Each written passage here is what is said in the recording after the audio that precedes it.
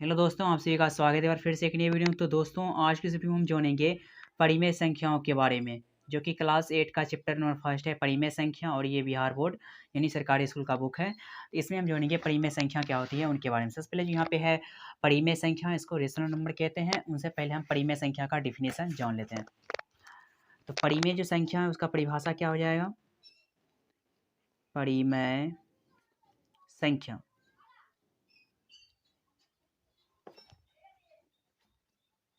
परिमेय संख्या हम उसे कहेंगे जिसे पी बाय क्यू के रूप में लिखा जा सके, जहाँ पी और क्यू पूर्णांक हो तथा क्यू इक्वल नॉट जीरो हो।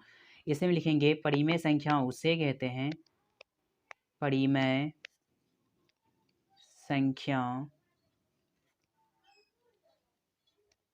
उसे कहते हैं जिसे पी बाय क्यू के रूप में लिखा जा सके, जिसे पी बाय क्यू के रूप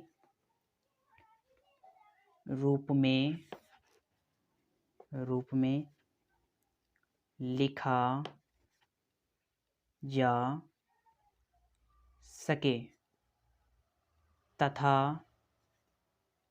पी और क्यू पूर्णांक हो, तथा पी और क्यू पूर्णांक हो, क्यू इक्वल नॉट जीरो हो। ये जो है ये परिमेय संख्या का डिफिनेशन हो जाएगा कि जिसे पी बाई क्यू के रूप में लिखा जा सके, जहाँ पी और क्यू पूर्णांक हो तथा क्यू इक्वल नॉट जीरो है, यानी कि क्यू का जो मान है वो कभी भी जीरो के बराबर नहीं होना चाहिए। तो अब इसका हम एक एक स्टेप बारी बारी से पढ़ते हैं और उसे समझते हैं। जो पहला है भूमिका हम कह रहे हैं, गणित में प्रायः हम साधारण समीकरण दिखाई देते हैं। यहाँ पे जो एक टॉपिक आया है समीकरण, अब समीकरण के बारे में भी जान लेते हैं। समीकरण जो है जब किसी बहुपद को, यहाँ पे अगर बात करें समीकरण का डिफिनेशन, समीकरण में होता है क्या कि किसी भी बहुपद को जब शून्य के बराबर किया जाता है तो वो समीकरण बन जाता है। यानी कि इसमें लिखेंगे जब किसी बहुपद को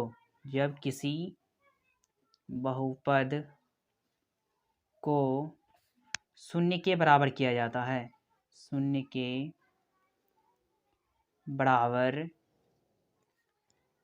किया जाता है, तो वह समीकरण कहलाता है, तो वह समीकरण कहलाता है। इससे हम क्या बताएं कि समीकरण में कि जब बहुपद को, मतलब जब बहुपद को शून्य के बराबर करेंगे, जैसे कि ax प्लस बी, ये जो है रेखीय बहुपद है, इसको जब हम शून्य के बराबर कर देंगे तो ये समीकरण बन जाएगा। फिर यहाँ पे एक और एग्जांपल है, जैसे ax square plus B X plus C बराबर लिख दिए जीरो, तो ये भी समीकरण बन जाएगा। ये है समीकरण। अब हम आगे देखते हैं।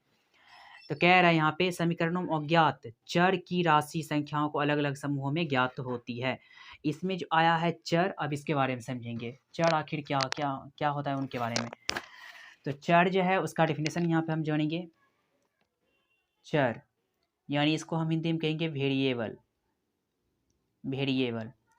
चर जो है जिसका मान बदलता है उसे हम चर कहते हैं। यानी कि जिसका मान बदलेगा, लिखेंगे यहाँ पे जिसका मान बदलता है, जिसका मान बदलता है उसे चर कहते हैं। उसे क्या बोलेंगे? चर कहते हैं। जैसे कि एग्जाम्पल के थ्रू हम समझ लेते हैं किसका किसका मान बदल सकता है। जैसे कि x लिखे, y लिखे, z, इन सब की जगह पे हम कोई दूसरा अंक भी रख सकते हैं। लेकिन अगर हम वही 1 2 3 अगर ये सब अंक लिखेंगे तो इन सब को हम कभी भी चेंज नहीं कर सकते हैं। जिसे हम चेंज कर सकते हैं उसे हम कहेंगे वेरिएबल, यानी कि चर। अब हम आगे देखते हैं। कह रहा है यहाँ पे उदाहरण स्वरूप सोचिए, कह रहा है यहाँ पे उदाहरण स्वरूप सोचिए कि समीकरण x प्लस 5 बराबर 8, तो x के किस मान के लिए समीकरण संतुष्ट होगा। तो चलिए क्वेश्चन को सॉल्व करते हैं। इसका जो पहला क्वेश्चन है वो है x प्लस 5 बराबर है 8। इसे हमें सॉल्व करना है। कैसे सॉल्व करेंगे? ये जो x है इसको रहने देंगे, तो इसको बराबर करेंगे तो 8, ये जो प्लस में 5 है इधर आएगा तो माइनस में 5। तब लिखेंगे x बराबर, जब 8 में से 5 घटाएंगे तो ये हो जाएगा 3। इस तरह से इसका आंसर।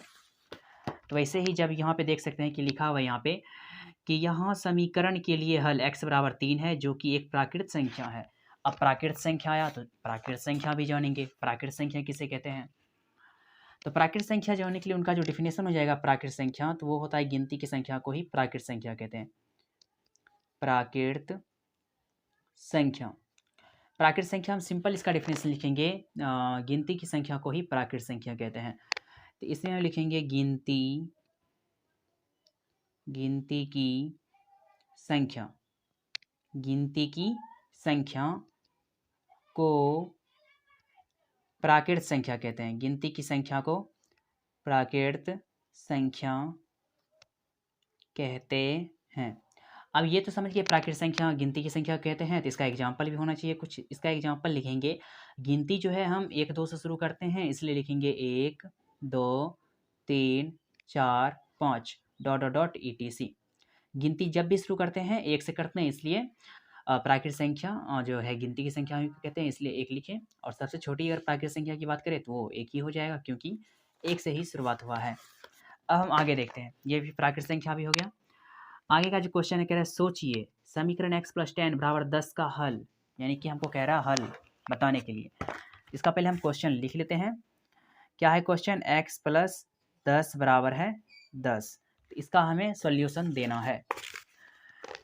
यानी कि x + 10 बराबर जो 10 है, यहाँ पर हो जाएगा x = 10, ये जो प्लस में है 10 इधर आएगा तो माइनस में हो जाएगा 10, तब x बराबर हो जाएगा 10 में से 10 घटाएंगे 0। ये हो जाएगा इसका आंसर। आगे देखते हैं क्या है। कह रहा है यहाँ समीकरण का हल x = 0 है, x का मान एक पूर्ण संख्या है। अब हम ये जानेंगे कि आखिर पूर्ण संख्या क्या होती है।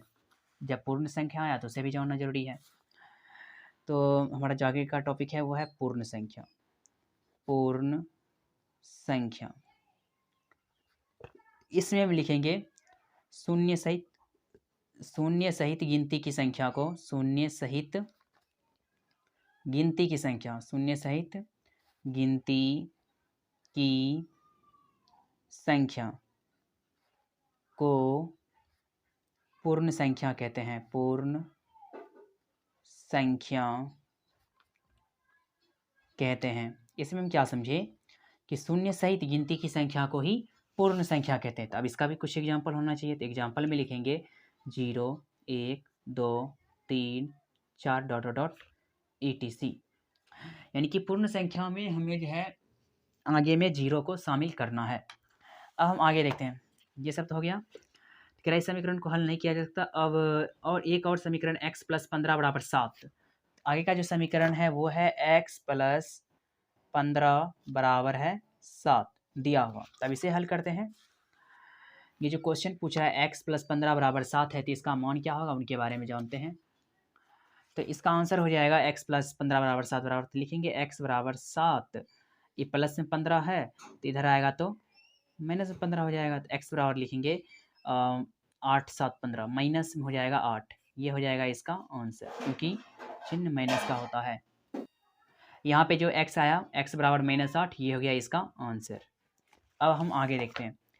तो कह रहा है यहाँ पे क्या समीकरण x + 15 = 7, जिस समीकरणों का हल पूर्ण संख्याएं जो कि शून्य से शुरू होकर सारी धनात्मक संख्याएं मिलता है। अब यहाँ पे जो एक आया है पॉइंट धनात्मक संख्याएं, उनके बारे में भी समझ लेते हैं।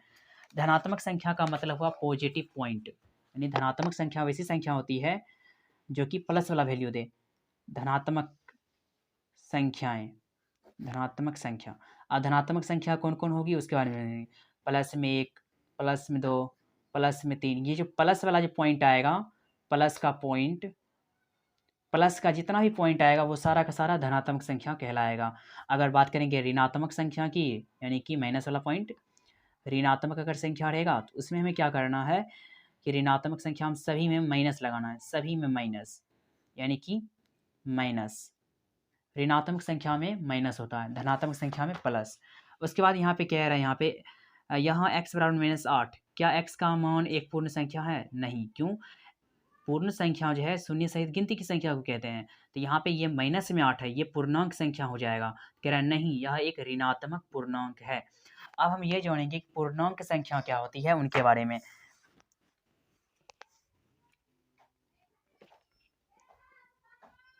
पूर्णांक संख्या, पूर्णांक संख्या जो है इसका डिफिनेशन हो जाएगा कि वैसी संख्या जिसमें धनात्मक और ऋणात्मक दोनों संख्या हो, इसमें लिखेंगे वैसी संख्या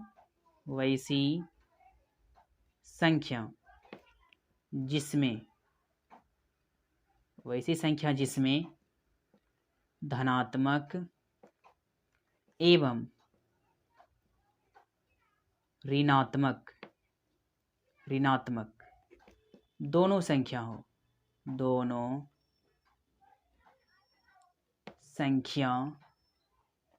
हो, उसे पूर्णांक संख्या कहते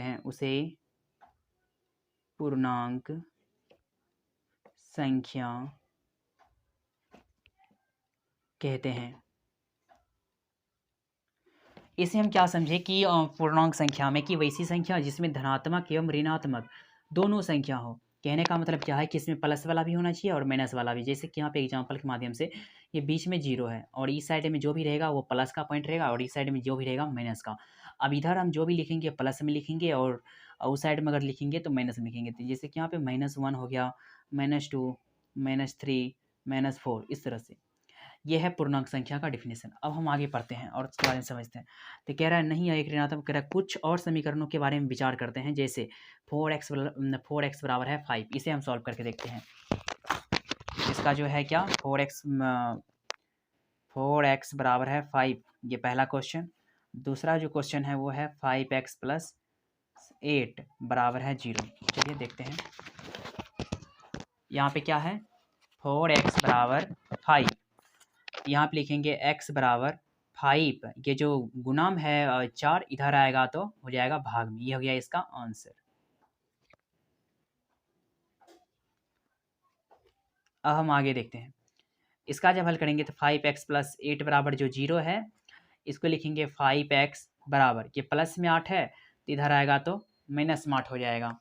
उसके बाद लिखेंगे यहाँ पे x बराबर, ये -8, यहाँ पे देख सकते हैं ये गुणाम है तो बराबर किस तरफ जब आएगा तो ये हो जाएगा भाग में। ये हो गया आंसर। इस तरह से ये हो गया इसका आंसर। अब आगे देखते हैं। ये तो ख़त्म है। अगर आपको यह वीडियो पसंद आए तो चैनल को सब्सक्राइब जरूर करें। मिलते हैं अगले वीडियो में।